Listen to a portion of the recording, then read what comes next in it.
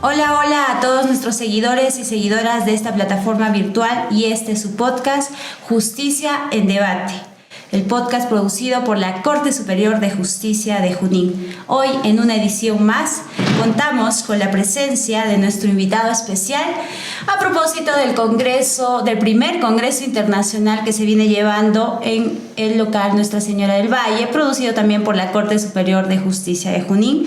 Hoy entonces contamos con la presencia del doctor Miguel Polaino Ors, profesor titular de Derecho Penal de la Universidad de Sevilla, vicedecano de Relaciones Institucionales de la Facultad de Derecho, doctor en Derecho y premio extraordinario por la Universidad de Sevilla, conferencista en diversos certámenes nacionales e internacionales. Le damos la cálida bienvenida a doctor Miguel Polaino, bienvenida a la ciudad incontrastable de Huancayo y a este primer Congreso Internacional donde usted está también pues como ponente, como conferencista, nutriéndonos, dándonos más a conocer acerca del derecho penal y hoy en particular del derecho penal del enemigo. Así que, doctor, bienvenido, buenas tardes y gustosos de escucharlo. Pues nada, muchísimas gracias a ustedes, es un placer volver al Perú, país que tanto quiero y admiro, y es un gusto también volver al cabo de los años idos a Huancayo, una ciudad con la que yo tengo una vieja relación académica y de amistad, y es un placer regresar pues al cabo de los años. Claro que sí, doctor, nosotros estamos contentos. Bueno, yo lo conozco ahora, tengo la oportunidad de tener este pequeño conversatorio con usted y de poder transmitir a los jóvenes, a las nuevas generaciones, sus conocimientos tan amplios. Doctor, no sé, para entrar en calor, ahondar un poco en el tema, quisiéramos que nos platique un poco más acerca de su trayectoria profesional, no sé, de cómo empezó, qué lo inspiró a seguir el derecho, a irse por este campo jurídico de la especialidad del derecho penal. Bueno, hay varias circunstancias, ¿no? Hay varias circunstancias. Yo pertenezco a una familia de juristas que han desempeñado su labor tanto en la práctica, en la judicatura, como en la docencia. Mi padre directamente es catedrático emérito de Derecho Penal en la Universidad de Sevilla y penalista muy renombrado, ¿no? No solamente en España, en Europa, sino también aquí en Hispanoamérica, donde tiene multitud de discípulos y donde ha venido con mucha frecuencia. Y mi abuelo Lorenzo Polaino, el padre de mi padre, compaginó las dos cosas. Era secretario judicial, juez de instrucción, por tanto una labor importante en el ámbito jurisdiccional, pero también profesor de la Universidad de Sevilla. Y así podemos escalar un poco, ¿no?, en la genealogía familiar y podemos encontrar algunos representantes de juristas que se han dedicado al derecho procesal, al derecho penal, y yo modestamente he continuado esa labor. Después, otra segunda circunstancia proviene de las universidades donde uno se ha formado. Yo estudié en la Universidad de Sevilla, donde sigue siendo catedrático emérito mi padre, donde fue profesor mi abuelo Lorenzo Polaino. Yo estudié y soy profesor en esa universidad. Y después también me formé en otra gran universidad europea, que es la Universidad de Bonn, bajo el influjo de uno de los grandes juristas del último siglo, y probablemente de todos los siglos, el penalista y filósofo del derecho alemán Günther Jacobs, uno de los grandes sin duda.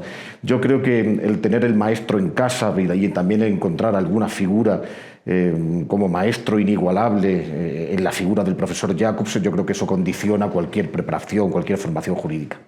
Claro que sí, doctor. ¿Y quién no ha escuchado? Mire, le cuento así entre nos, bueno, ya no están entre nos, pero yo voy a tocar un poco el tema penal después de muchos años y hablar de la teoría o del derecho penal del enemigo es un tema bastante polémico hasta hoy en día. Entonces, que usted nos toque este tema, lo desarrolle, para nosotros es súper genial, súper especial.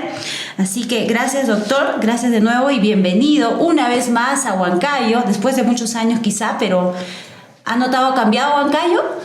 Bueno, las ciudades no son fósiles, ¿no?, sino son seres vivos, ¿no?, que se desarrollan, que están en continuo movimiento. Siempre que vengo al Perú veo cambios, algunos para bien, otros no tanto, como sucede en todas partes del mundo. Y en todo caso siempre es un placer volver. Claro que sí, doctor, en especial ello. Y que nosotros contemos con su presencia, ya nosotros estamos gratificados hoy por hoy. Bien, doctor, y a propósito del tema que hoy nos atañe y que hoy ha sido el propósito por el cual usted se ha dado un tiempo acá para poder explayarse, es a raíz de una de sus publicaciones o uno de sus libros, y a propósito de ello felicitarlo, como es el libro Derecho Penal del Enemigo, Fundamentos, Potencial de Sentido y Límites de Vigencia. ¿Podría comentarnos acerca de esta publicación y sobre todo, para entrar al tema de lleno, cómo actúa el derecho penal del enemigo? Bueno, es un tema al que yo dediqué muchas horas de investigación en mis primeros años de formación, hace ya, pues ya 20 años, ¿no? Era un tema que había entonces muy en boga. Quien había acuñado el concepto fue mi maestro, el profesor Jacobs, precisamente en el año 1985, hace ahora 40 años, este año hace 40 años, en el curso de una conferencia pronunciada entonces en la Universidad de Frankfurt, en el marco de una jornada de penalistas alemanes que se reúnen cada 2 años. Entonces, en aquel año 85, en la reunión que se celebró en la Universidad de Frankfurt am Main, el profesor Jacobs pronunció una conferencia sobre el tema, un tema muy interesante, la criminalización en el estadio previo a la lesión de un bien jurídico. Y en esa conferencia diagnosticaba algunos casos, algunos ejemplos del Código Penal alemán, existentes, por tanto, en el Código Penal alemán de entonces, del año 85, y, bueno, observate a distancia, también ahora, al cabo de 40 años, en Alemania y también en nuestros países, en esos países de su entorno científico. Y él diagnosticaba algunos ejemplos del Código Penal alemán donde veía algunas características diversas a la mayoría de los artículos de las instituciones, de las figuras del derecho penal. A esa gran mayoría le llamó derecho penal del ciudadano, y a las pocas pero existentes normas o instituciones que tenían una serie de características más agravadas le llamó derecho penal del enemigo. Por tanto, el concepto de derecho penal del enemigo, acuñado por el profesor Jacobs, se contrapone conceptualmente al de derecho penal del ciudadano y tiene una base empírica incuestionable. El profesor Jacobs habla de normas que existían entonces en el Código Penal alemán, por tanto, en un Estado democrático. Este es el punto de partida de la discusión. Una vez que analizamos esto, vemos que la problemática a la que se refería el profesor Jacobs analizando esos artículos del Código Penal alemán y, como digo, también de nuestros códigos penales, la problemática ya existía con anterioridad. Él acuña el concepto y le llama a eso derecho penal del enemigo, pero utilizando una terminología que en parte ya tenía unos antecedentes evidentes en la filosofía jurídica europea. Si analizamos autores, Noya Hobbes, ¿no?, que es uno de los representantes del absolutismo perfecto, ¿no?, con su obra del Leviatán, ¿no?, de la perfección, digamos, del pensamiento más acabado del absolutismo desde el punto de vista teórico, sino también otros autores, por ejemplo Rousseau, autor del libro del contrato social o principios de derecho político, aparecido en el año 1764, solo 2 años después,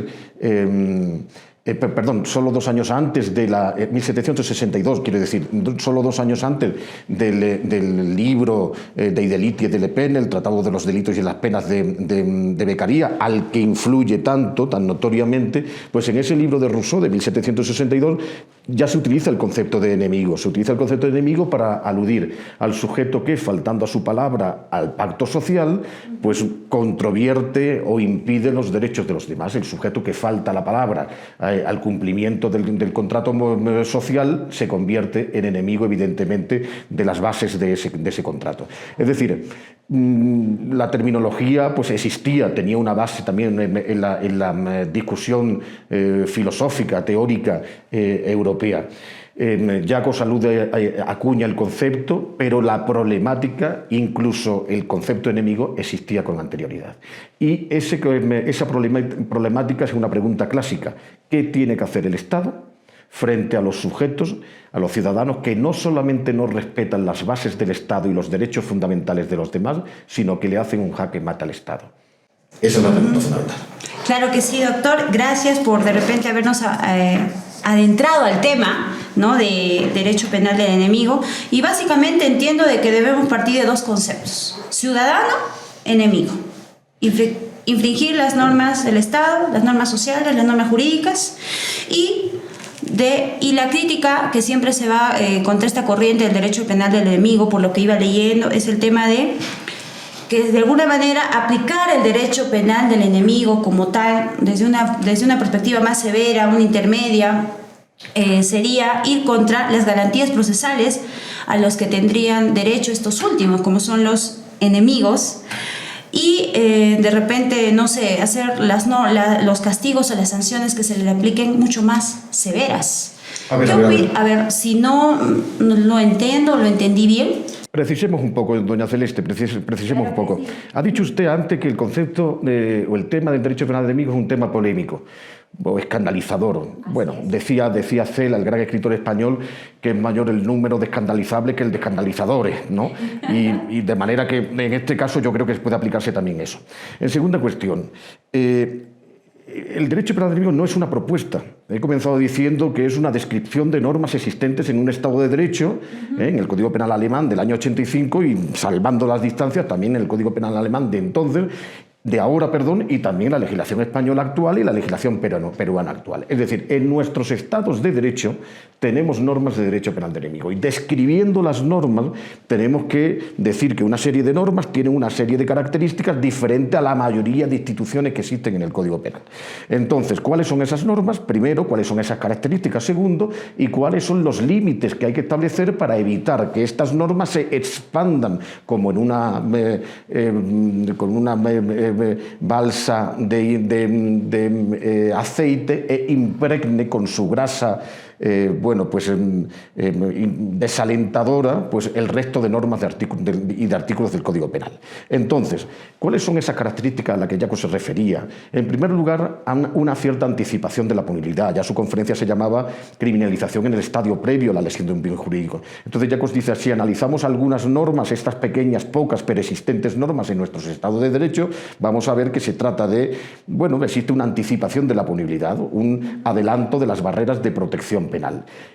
En segundo lugar, un cambio de paradigma. El derecho penal usual, digamos, el derecho penal del ciudadano actúa de manera retrospectiva, viendo como en un espejo retrovisor qué es lo que ha sucedido hasta ahora, y lo que ha sucedido es que tenemos un muerto, que tenemos a alguien que ha sido violado, que tenemos una defraudación tributaria, etcétera, etcétera. Entonces, viendo lo que ya ha pasado retrospectivamente, se castiga, al sujeto que ha realizado en ocasiones un hecho delictivo que no tiene además vuelta atrás, el asesinato, por ejemplo, el homicidio. Nadie le va a devolver la vida al muerto y se procede contra el asesino, contra el homicida, cuando ya se ha producido ese hecho de manera retrospectiva. Sin embargo, en el derecho penal del enemigo, es las normas de derecho penal del enemigo, como se adelanta el momento en el que el derecho penal actúa a una situación previa, anterior, entonces ya no se castiga tanto de manera retrospectiva cuanto prospectiva. Es decir, se cambia el paradigma.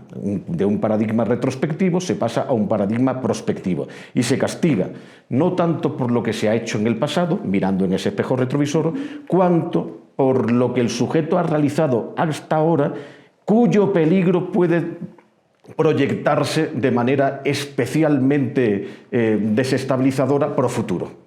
Entonces se adelanta el momento en el que el derecho penal actúa a una situación anterior y se castiga no tanto por lo que ha hecho hasta ahora, cuanto por el peligro que su conducta puede proyectar desde ahora y ya para el futuro, que desestabiliza la fase del Estado. Es potencial.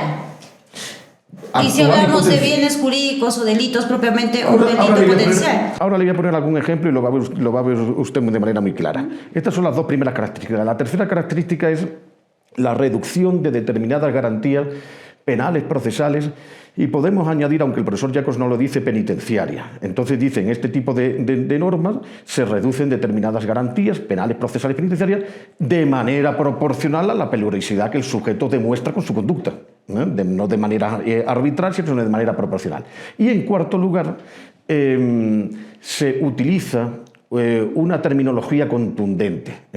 Es decir, este tipo de normas se incorporan, se incardinan dentro normalmente de leyes especiales. Aquí en el Perú existen determinadas leyes especiales de combate de la criminalidad organizada, de combate del terrorismo, por ejemplo, de manera que se utiliza una terminología que es particularmente adecuada a la necesidad del combate de esta forma particularmente lacerante de criminalidad. Dice el profesor Jacos de manera muy clara, con este lenguaje el ordenamiento ordenamiento jurídico, el Estado no dialoga con sus ciudadanos, sino que amenaza a sus enemigos. Se trata, por tanto, de una terminología particularmente contundente.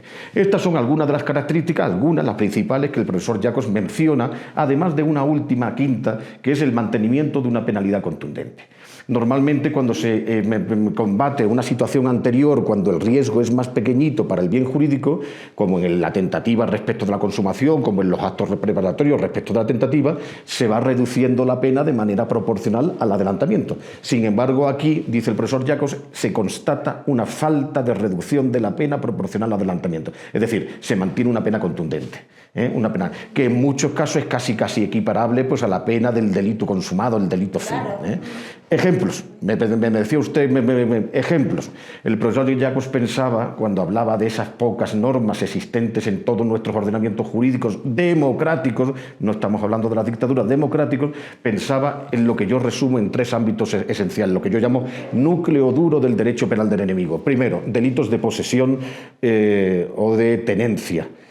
Se castiga el ordenamiento jurídico, nuestros códigos penales castigan en ocasión la posesión de un objeto peligroso, de un objeto. Entonces se castiga, pues no sé, la posesión de droga, una cantidad determinada de droga, la posesión de explosivos, la posesión de armas, la tenencia ilícita de armas, la posesión a veces de programas informáticos para cometer estafas, la posesión de máquinas con las que se pueden falsificar billetes, moneda, la posesión de ganzúas u otros objetos con los que se pueden cometer delitos patrimoniales, etc. ¿Por qué razón se puede poseer cualquier otra cosa menos esto? Pues el ordenamiento jurídico, nuestros estados consideran que la posesión de este tipo de objetos ya no ofrece una seguridad de que el poseedor o el tenedor de esos objetos los va a utilizar de manera correcta. ¿Por qué a mí no me permiten tener explosivos en mi casa? ¿Por qué no me permiten tener droga? ¿Por qué no me permiten tener, bueno, pues este tipo de objetos? Pues porque yo no ofrezco confianza, digamos, lo que se castiga es la interacción entre un sujeto desconfiable y un objeto peligroso poseído. Por tanto, se adelanta el momento en el que el derecho penal actúa a la recién posesión sin esperar a que yo con esos explosivos mate a 1000 personas.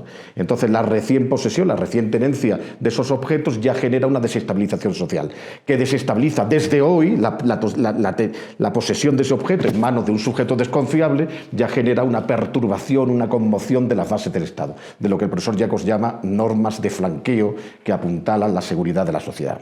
Por tanto, se anticipa el momento en el que el derecho penal actúa. A mí no me castigan cuando yo he matado a 1000 personas con esos explosivos, sino en un momento anterior, recién cuando tengo esos objetos en mi poder. La tenencia, por tanto, es uno de los ejemplos básicos de derecho penal del enemigo.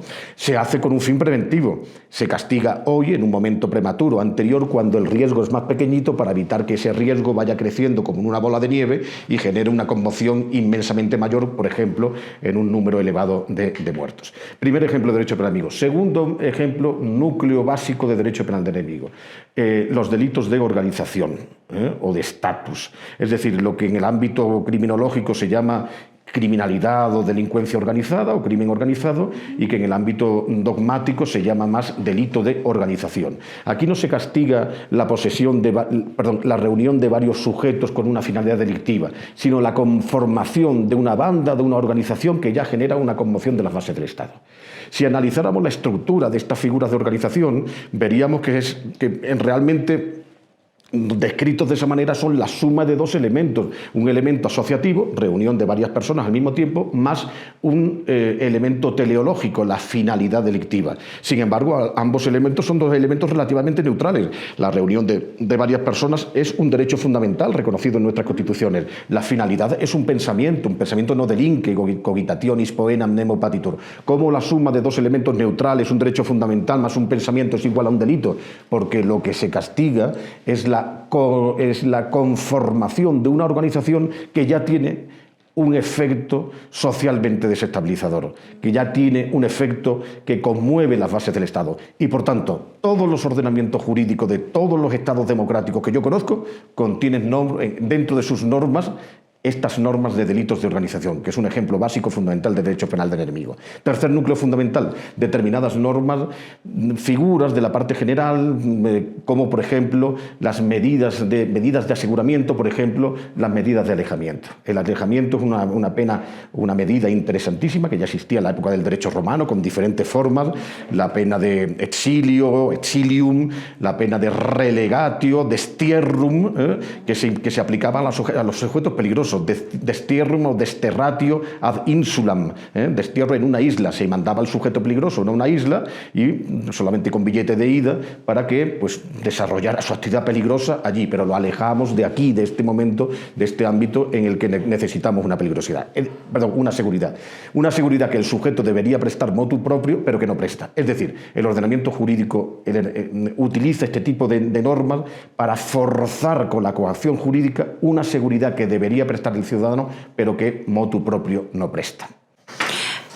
Hasta ahí me ha iluminado maestro, para distinguir varios aspectos, como el efecto desestabilizador del que usted habla, de que no hay atenuantes, por tanto tampoco habría agravantes para ciertos delitos en los cuales se aplica el derecho penal del enemigo. ¿Lo entiendo bien, doctor? De que si no hay atenuantes tampoco habría agravantes. No le entiendo bien eso. Le voy a poner otro ejemplo. Hace muchos años, hace 20 años, cuando yo vine por primera vez al Perú, la discusión también existía en este ordenamiento, en este país, ¿no? Tan querido para mí por muchos motivos. Vivía entonces un gran penalista que murió pues, un tiempo después y cuya muerte pues, yo lamenté mucho, que era el doctor Felipe Villavicencio Terreros. Y recuerdo que dialogamos a propósito de una sentencia del Tribunal Constitucional del Perú, que discutía, en esa sentencia se discutía la constitucionalidad de dos figuras del Código Penal, que era la figura de la reincidencia y de la habitualidad, artículo 44, 46 creo del Código Penal, y se discutía si eran aceptables, ¿no? Constitucionalmente esa figura de la reincidencia y la habitualidad, que por otra parte existen en otros muchísimos ordenamientos, en el Código Penal español y en el Código Penal alemán, por ejemplo. Y entonces se pronunció, después de una cuestión de inconstitucionalidad promovida por el Colegio de Abogados del Cono Norte de Lima, una sentencia del Tribunal Constitucional, como digo, donde se decían dos cosas. Primera, entre otras cosas que nos interesan, ¿no? Pero dos cosas a este respecto. Primera, que el derecho penal del enemigo no tiene cabida en el Estado de Derecho. Decía literalmente esa sentencia, que el Estado del derecho penal del enemigo es incompatible con el Estado de Derecho.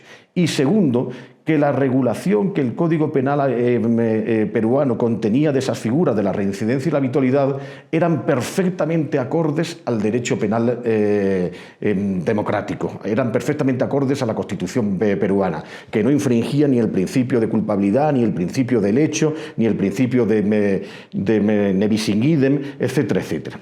Y entonces yo escribí un comentario entonces, espoloneado por mi querido amigo y compañero Felipe Villavicencio, de grata memoria, donde decía que el Tribunal Constitucional peruano, en esa sentencia, en fin, tan cuestionable, estaba legitimando materialmente lo que formalmente declaraba como ilegítimo. Decía formalmente el derecho penal del enemigo no tiene cabida, pero materialmente estaba diciendo estas normas sí son aceptables, sin saber que esas normas eran derecho penal del enemigo. Lo cual, por tanto, los críticos de derecho penal del enemigo incurrían en un doble error, en no analizar correctamente la situación y en negar que eso fuera derecho penal del enemigo, con lo que estaban propiciando que ese tipo de normas impregnaran con su tiznado deleznable pues el resto de normas de derecho penal del enemigo, y todo bajo el amparo de que esto es un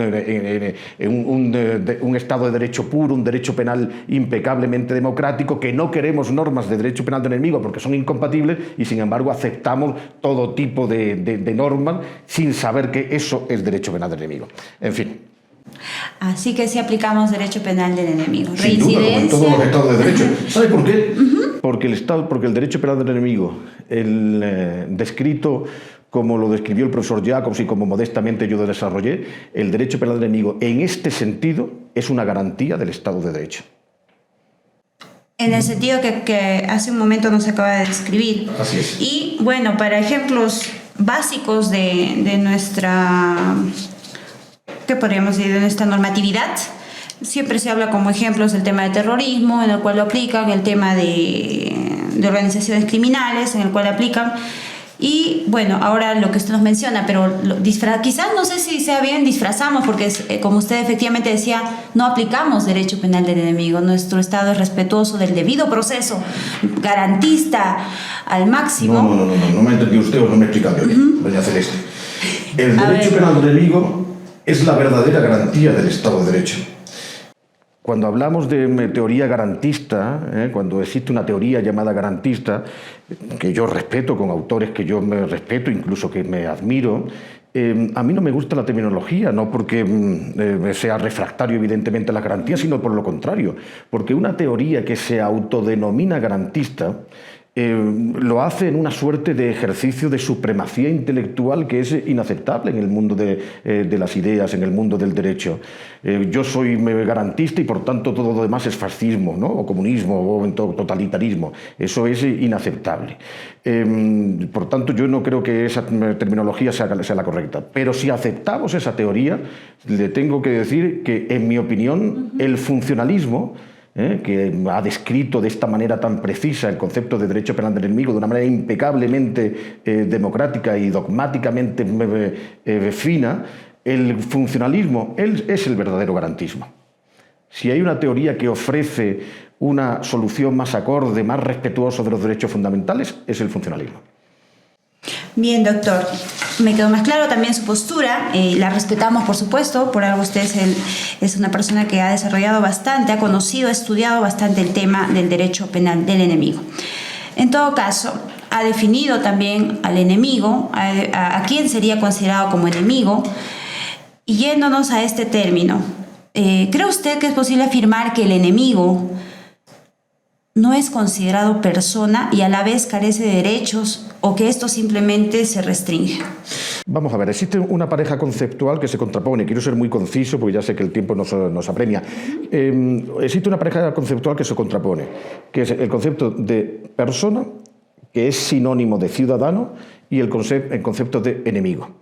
Esta pareja conceptual, persona versus enemigo, ciudadano versus enemigo, es una pareja conceptual que opera en el mundo del derecho. Son conceptos jurídicos, normativos, no son conceptos sociológicos, ni religiosos, ni políticos, ni nada de eso. Son conceptos normativos.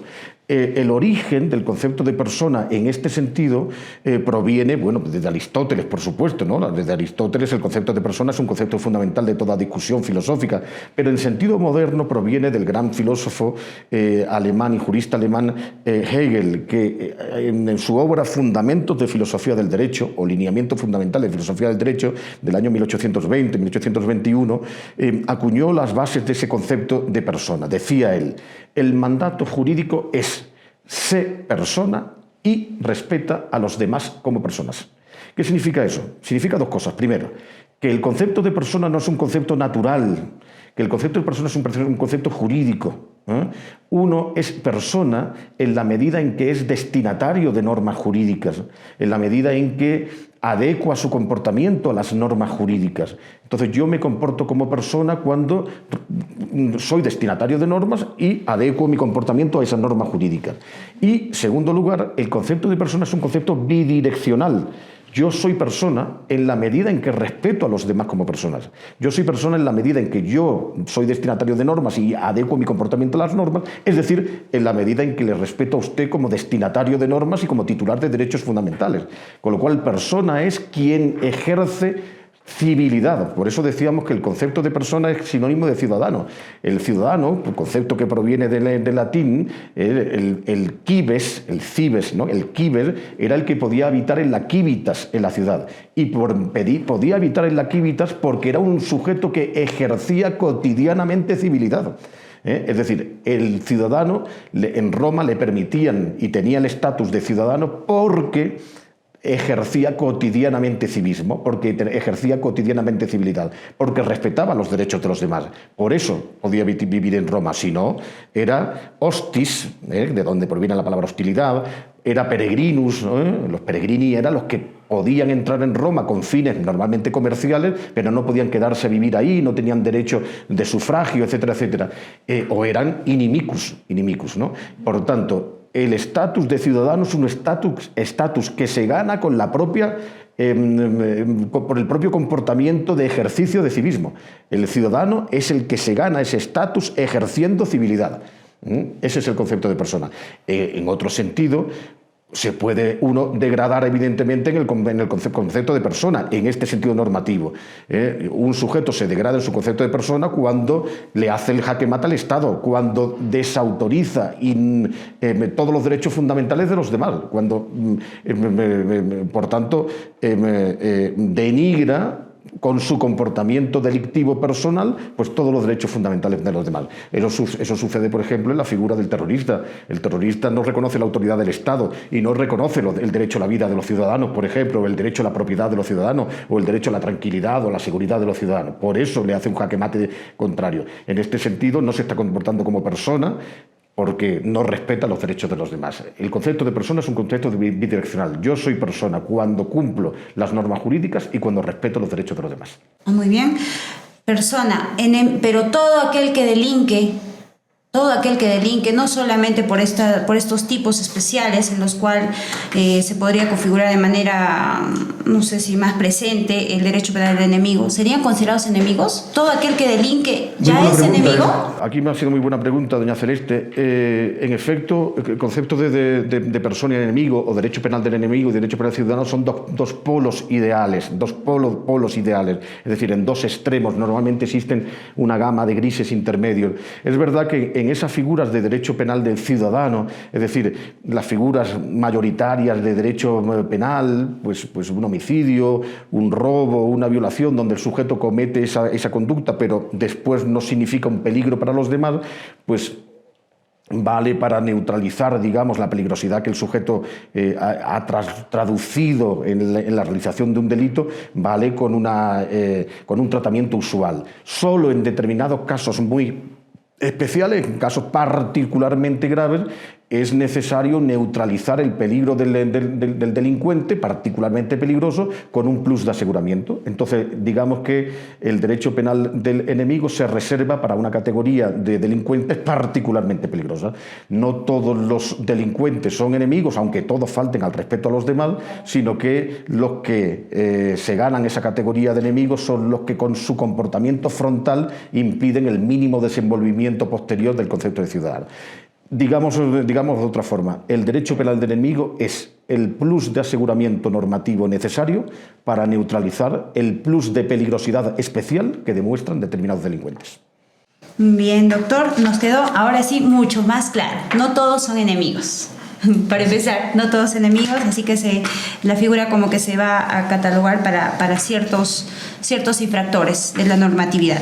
Ahora bien, doctor, teniendo en cuenta el auge del populismo punitivo en América Latina, ¿cómo cree usted que deberían reaccionar los jueces constitucionales en la tentación de aplicar estas categorías propias del derecho penal del enemigo? Bueno, el populismo punitivo no es un fenómeno exclusivo y excluyente de Hispanoamérica. El populismo también existe en Europa y existe en otros muchos ordenamientos. En mi país, evidentemente, también se legisla, desgraciadamente, con populismo punitivo. Vamos a ver, yo creo que el derecho penal del enemigo, en efecto, como el derecho penal en general, no solamente el derecho penal del enemigo, en manos de un legislador insensato puede ser un arma devastadora. Pero también es verdad que esos sujetos insensatos no son la mayoría. Existen, deben ser denunciados, pero no son la mayoría. Yo confío que en nuestros países, también en muchos países hispanoamericanos que yo conozco muy bien, incluyendo el Perú, pues existen juristas extraordinarios en cuyas manos, la aplicación racional, correcta, limitada, ponderada de las normas de derecho penal del enemigo, pues como digo, es más una garantía del Estado que un desdoro del Estado. Bien, doctor, muchas gracias de verdad por haber departido y ampliado este tema. Yo lo consideraba polémico porque todavía no me atrevería a decir lo que en nuestro país es un tanto delicado, sensible tocar el derecho penal del enemigo. Y soy sincera al decir de que no estoy adentrada netamente al derecho penal, pero en las pocas oportunidades que he tenido de escuchar a grandes conocedores o que ya están metidos de lleno, por ejemplo, en la aplicación diaria del tema penal, sí tienen ciertos reparos para poder pronunciarse al respecto. Y como usted en un inicio lo mencionó, a propósito de una experiencia que tuvo con un magistrado, decía, un magistrado que ya no se encuentra con nosotros, o a propósito de una jurisprudencia, ¿no? Entonces, pero ahora por lo menos para los que nos siguen, que no necesariamente son expertos en estos temas, nos ha quedado mucho más claro, mucho más precisado, y de repente cómo entender realmente la figura como la ha querido plasmar o postular Günther Jacobs en 1985. Bueno, un año después yo nací, así que eso también se me quedó aquí. Muchas gracias, doctor, por estar aquí en Huancayo, por haber viajado. Hoy también va a estar como parte de este congreso, y seguro hay muchos esperándolo, tanto virtualmente como presencialmente. Ha sido un honor. Usted tiene para explayarse mucho más, pero el tiempo nos apremia. Así que, doctor, gracias. Y no sé, algún mensaje, algunas palabras. No, le agradezco a usted muy amablemente, a la Corte, ¿no?, que me ha invitado, a la Corte de Justicia, bueno, y a todo el equipo, ¿no?, que ha hecho posible esto, y a las entidades auspiciadoras, ¿no? En mi caso, pues era la Universidad del Señor de Sipán. Yo agradezco mucho, bueno, pues esta invitación que me permite retornar, ¿no?, como digo, a este país que tanto quiero y admiro, y a esta ciudad de la que tengo tan gratos recuerdos. Una sola cosa, ha dicho usted en este resumen tan preciso, ¿no?, que ha realizado, que bueno, pues que era un tema polémico, etcétera, y que generaba cierta polémica. Solamente le digo, en los países en los que hemos sufrido y seguimos sufriendo la lacra de la criminalidad organizada, del terrorismo, como ha sido el Perú, ¿no?, evidentemente, como es España y como son muchos de nuestros países de nuestro ámbito científico, el afrontar de manera seria esa forma lacerante de criminalidad no es una opción, es una obligación. Y solamente se puede realizar seriamente con unas normas ponderadas, limitadas, pero racionalmente analizadas de derecho penal del enemigo. Todo lo otro o demás, todo lo otras discusiones son ilusiones, quimeras jurídicas, pero en ningún caso una contribución seria a la estabilización y a la seguridad del Estado y de los derechos fundamentales. Claro que sí, doctor, mucho más claro aún. Gracias una vez más, que con esto hemos llegado a la parte final de esta edición, así que no se olviden de seguir este podcast Justicia en Debate todos los miércoles a las 6 de la tarde por las plataformas de Twitter, Instagram, TikTok y por la página oficial de nuestra Corte Superior de Justicia. Hasta una próxima, queridos seguidores. Bye bye.